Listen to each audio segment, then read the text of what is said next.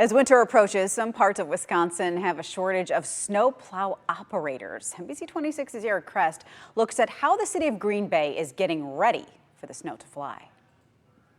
It's not here yet, thank goodness. But there's no question that public works departments are starting the process of preparing for what's just around the corner. We actually start our winter prep usually around August. Steve Grenier is the Green Bay Director of Public Works. And like nearly every industry, he says COVID, at least early on, had some of his snowplow drivers getting out of the profession. Obviously, our truck drivers are very critical when it comes to winter operations. Some drivers sought early retirement or opportunities to be closer to family, and others found professions that were paying top dollar to recruit them.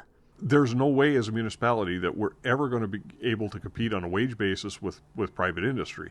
But Grenier says for the most part, his plow operators chose to remain in Green Bay. I've heard the term the Great Resignation being used.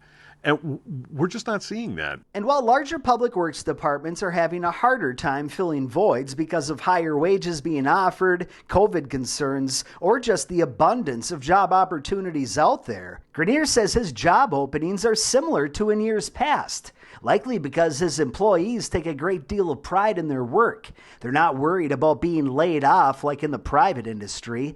Sometimes contractors, we get to the end of the construction season and they're laying folks off. And ultimately, many of them know that they're making a difference in their community. I think that sense of community, knowing that you work in the community that you live and that your work, you can see the impact of what your job is. In Green Bay, Eric Crest, NBC 26.